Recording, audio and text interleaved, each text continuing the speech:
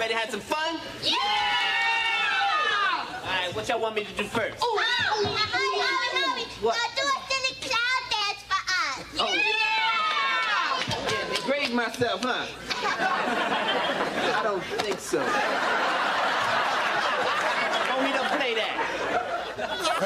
Homie don't play that. Yeah, I don't know if Homie could do that these days.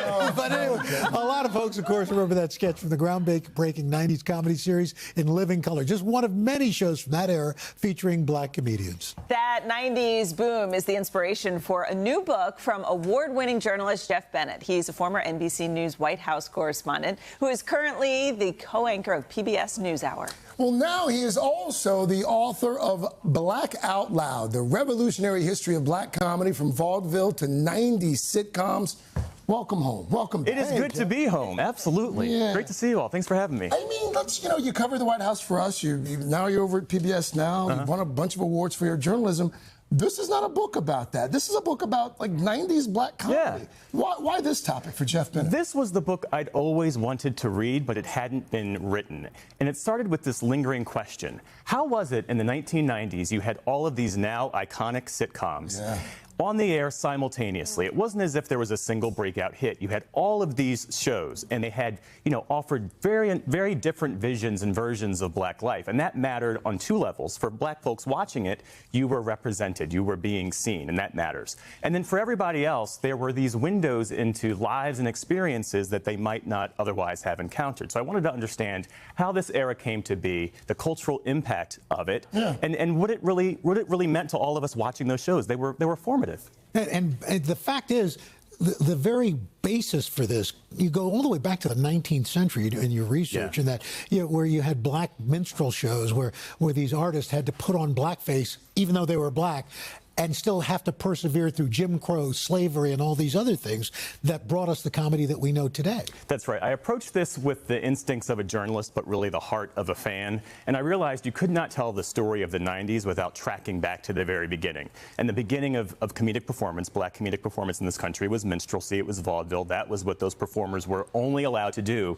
But even then, you saw them try to infuse some dignity and humanity into the work. So that really was what established the DNA that leads you all the way to the incredible work that folks like Keenan Ivory Wayans and Martin Lawrence and all the amazing shows we saw in the 90s. Yeah, we showed a clip of In Living Color at the beginning. I mean, people were wowed by this show. 20 million viewers would watch In Living Color.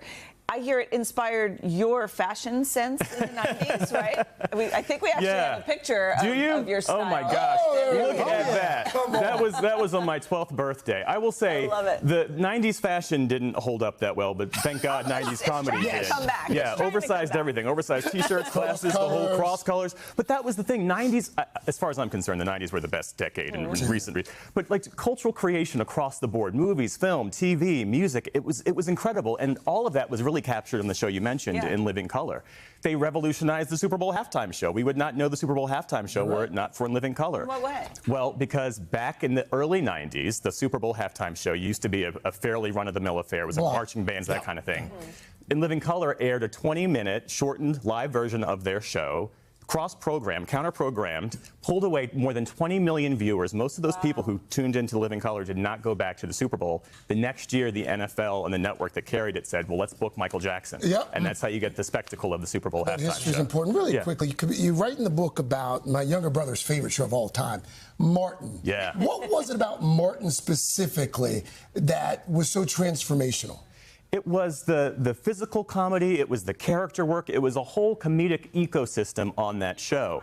And it's also true that, there had been black folks on television before the 90s, of course, but what was so specific about that era is that you had black performers in the writers' rooms. They were showrunners. They were really telling the story. There was an authenticity and a specificity to those shows, and because they were so specific and authentic, it made them universal, and that's why so many people loved those shows. So this book looks at the impact of all of that. Geoff Bennett, so proud of you. Thank you, Craig.